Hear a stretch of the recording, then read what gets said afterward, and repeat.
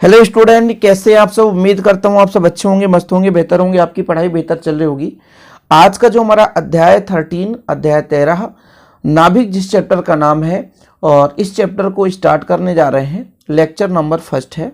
आपको क्रम से वीडियो मिलेंगे, बिल्कुल आप चिंता ना करें। तो चलिए शुरू करते हैं बच्चों। सारे वीडियोज लेक्चर आपको प्लेलिस्ट में वैसे भी मिल जाता होगा। उम्मीद करता हूँ कि आप लोग देख रहे होंगे और बहुत ही तीव्र गति से ये चैप्टर खत्म हो जाएगा। आप बिल्कुल चिंता ना करें। तो नाभिक बच्चों सेंटर पॉइंट है किसी भी परमाणु का। परमाणु में मुख्य रूप से तीन चीजें होती हैं। मुख्य रूप से मैं बात कर रहा हूं। अब मेसान, पॉजिट्रॉन वगैरह वो बात अलग है, लेकिन मुख्य रूप से तीन चीज होता है बच्चों। एक तो आपका होता है इलेक्ट्रॉन। क्या होता है? इलेक्ट्रॉन। ठीक है। दूसरा आपका बच्चों प्रोटॉन। क्या? प्रोटॉन। और तीसरा आपका होता है न्यूट्रॉन। तीन चीजें होती हैं। ठीक है।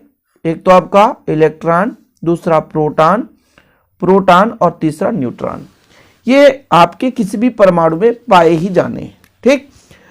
जैसे हम बात करते हैं कि किसी भी परमाणु का जो आकार होता है लगभग वृत्ताकार होता है, ये माना गया है। और वृत्ताकार आकार होने का कारण ये है कि इसके चारों वृत्ताकार कक्षाएं पाई जाती हैं जहां इलेक्ट्रॉन चक्कर लगाती हैं। बीच में होता है नाभिक, जिसे हम धनावेश मानते हैं। इसके चारों ओर वृत्ताकार कक्षा होता है। ठीक है। अधिकांश भाग खोखला होता है, लगभग 99% भाग खोखला माना गया है। इलेक्ट्रॉन जो है नाभिक के चारों ओर वृत्ताकार पथ पर चक्कर लगाते हैं। और जो नाभिक होता है बच्चों, नाभिक में मुख्य रूप से दो चीज पाई जाती है। एक आपका प्रोटॉन और दूसरा आपका न्यूट्रॉन। ठीक है। प्रोटॉन धनात्मक होता है और जो आपका न्यूट्रॉन होता है उदासीन होता है, इस पर कोई आवेश नहीं होते। इलेक्ट्रॉन जो होता है बच्चों ऋणात्मक होता है। ठीक। सब कुछ जानना जरूरी है, सब कुछ समझना जरूरी है। बेसिक से हम लेकर चल रहे हैं आपको, ताकि आप लोगों को दिक्कत ना हो सके। इलेक्ट्रॉन की खोज किसने की थी? जे थॉमसन का नाम आता है हमेशा। जब भी इलेक्ट्रॉन की बात आ जाती है बच्चों तो जे थॉमसन का नाम आ जाता है। प्रोटॉन में आप लोग पढ़ेंगे जो 12th क्लास के सिलेबस में है, रदरफोर्ड है। 1919 में प्रोटॉन की खोज हुई। ये जो नाभिक में पाया जाने वाला धनात्मक, ठीक है, परमाणुओं की संख्या, परमाणु तो नहीं कह सकते, धनात्मक आवेश की संख्या प्रोटॉन कहलाती है। आवेश कहेंगे इसको। जो आपका नाभिक होता है इसके चारों ओर जो भी ऋणात्मक आवेश होते हैं उन्हें इलेक्ट्रॉन कहते हैं। और हमेशा जो इलेक्ट्रॉन की संख्या और प्रोटॉन की संख्या बराबर होती है। ठीक है बच्चों, चीजें क्लियर है? यदि हम आपसे कहते हैं कि एक इलेक्ट्रॉन पर आवेश कितना होता है, तो एक इलेक्ट्रॉन पर आवेश होता है 1.6 इंटू 10⁻⁻19 कूलम। और इतना ही आवेश एक प्रोटॉन पर भी पाया जाता है। ये अभी half yearly exam MP board में पूछा गया था।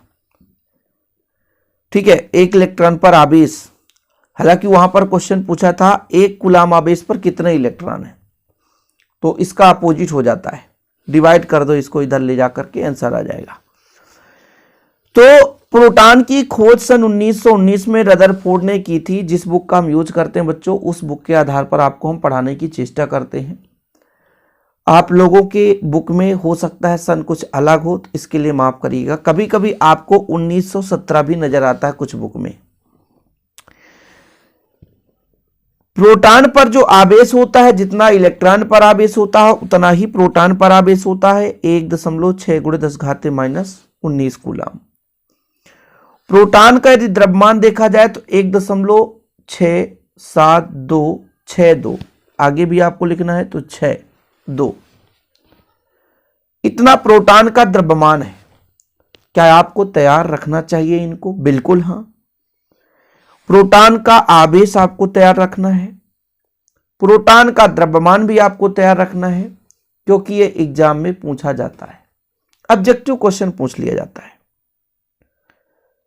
ठीक है बच्चों, यदि हम वहीं पे बात कर लेते हैं न्यूट्रॉन, तो न्यूट्रॉन हमारा उदासीन है, इस पे कोई आवेश नहीं है। इसको सर्वप्रथम 1930 में बोथे और बेकर ने ज्ञात किया था कि भाई साहब, जब अल्फा कण बेरिलियम या बोरान या लिथियम से टकराते हैं तो अत्यंत वेदी किरणें निकलती हैं, जिसे न्यूट्रॉन कहा।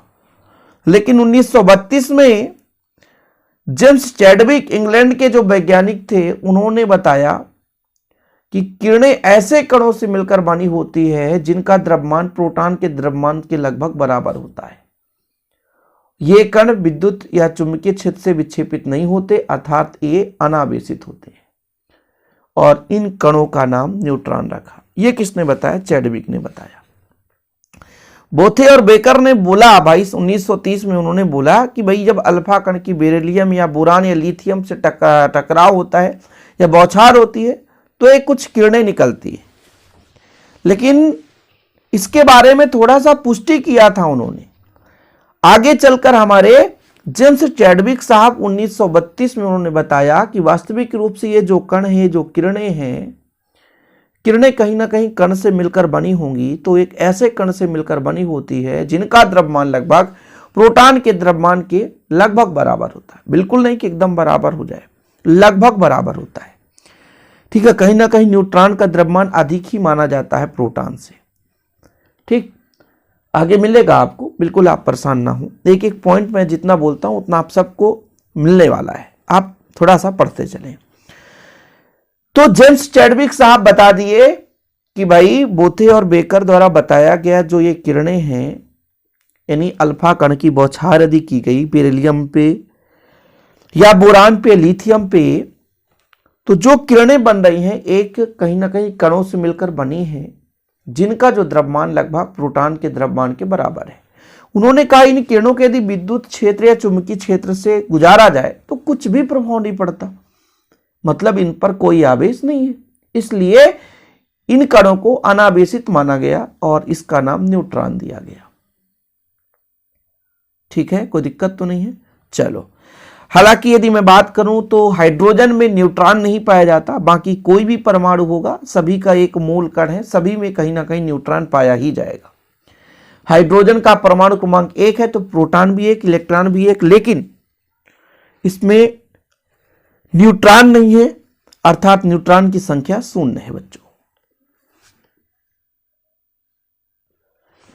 चलिए तो आगे बात कर लेते हैं न्यूक्लियन की। न्यूक्लियन को ही हम कहते हैं एक प्रकार से द्रव्यमान संख्या, दोनों की परिभाषा सेम है।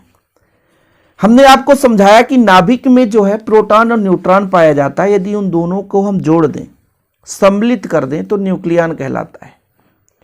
और यदि परमाणु क्रमांक की बात की जाए तो चाहे आप किसी भी परमाणु के इलेक्ट्रॉन की संख्या ले लो, चाहे प्रोटॉन की संख्या, किसी भी परमाणु के इलेक्ट्रॉन की संख्या या प्रोटॉन की संख्या को हम क्या बोलते हैं? उसका परमाणु क्रमांक।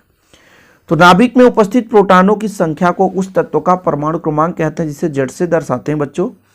द्रव्यमान संख्या की यदि बात कर दी जाए तो न्यूक्लियन ही एक प्रकार से द्रव्यमान संख्या है। यदि प्रोटॉन और न्यूट्रॉन को दोनों को जोड़ दिया जाए तो न्यूक्लियन कहला जाता है, जिसे हम किससे दर्शाते हैं? ए से दर्शाते हैं।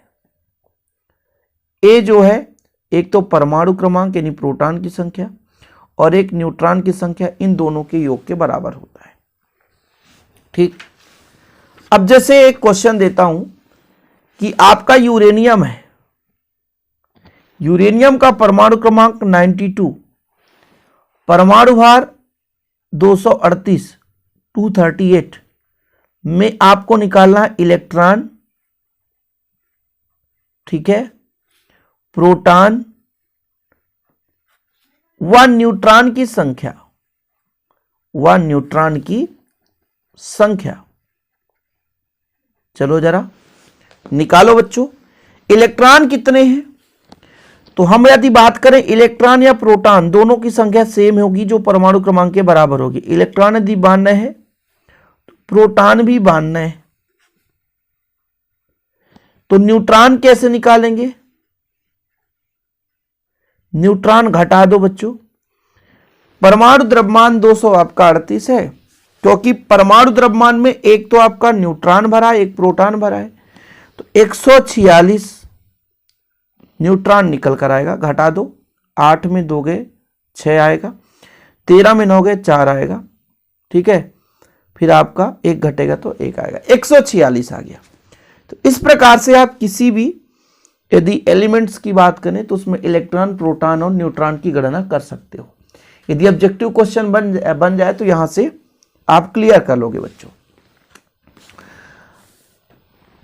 अब बात करते हैं थोड़ा सा एक ऑब्जेक्टिव की, कि यदि मैं कह दूं कि भाई साहब न्यूट्रॉन की खोज तो जेम्स चैडविक ने दिया, तो चैडविक को न्यूट्रॉन की खोज के लिए कौन सा पुरस्कार दिया गया? 1935 में। कब? 1935 में चैडविक को नोबेल पुरस्कार मिला। नोबेल पुरस्कार बच्चों, किसके लिए? न्यूट्रॉन की खोज के लिए। बताओ,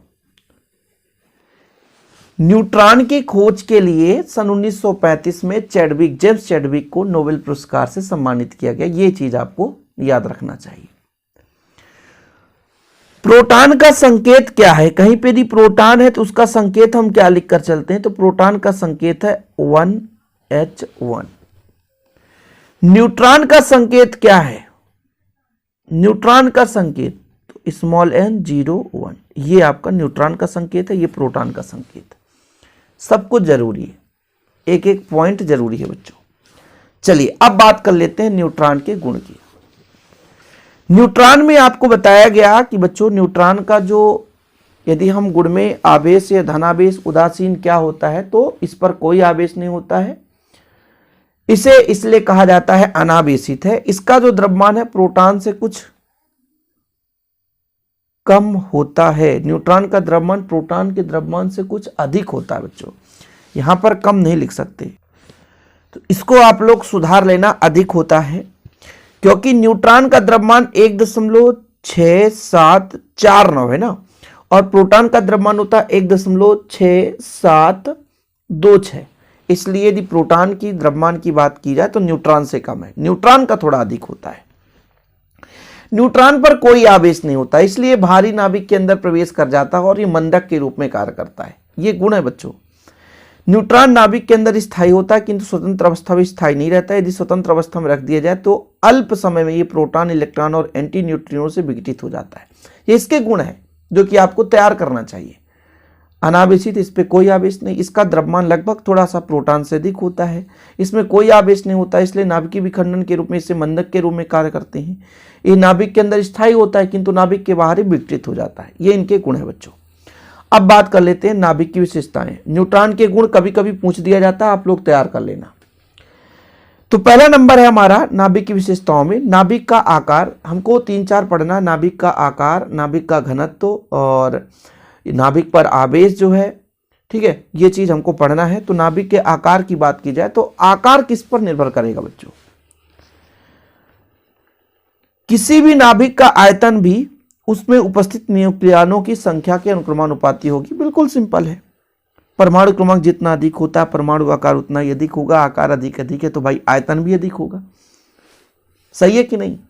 कि किसी भी नाभिक का यदि हम आकार या आयतन की बात करें, वो किस पर डिपेंड करेगा? प्रोटॉन की संख्या पर डिपेंड करेगा, परमाणु क्रमांक पर डिपेंड करेगा, इलेक्ट्रॉन की संख्या पर डिपेंड करेगा। जितना प्रोटॉन उतना ही इलेक्ट्रॉन। तो ये जो भी है वो अनुक्रमानुपाती होगा ए के, अर्थात ए मतलब यहां पर न्यूक्लियन की संख्या, प्रोटॉन और न्यूट्रॉनों का योग। अब जो हमारा परमाणु होता है गोला होता है, और गोले का आयतन हमने लिया। आयतन क्या होता है? फार्मूला 4/3 πr³ r, जहां उसकी त्रिज्या है। तो यदि हम जानते हैं भाई साहब कि नाभिक कैसा हो, यदि नाभिक गोलाकार हो तथा उसकी त्रिज्या कैपिटल R हो, तो भाई नाभिक गोलाकार है और त्रिज्या कैपिटल R, तब जो भी है वो कितना होगा? 4/3 πr, r त्रिज्या है, क्यूब। इसको हम समीकरण 1 दे दें।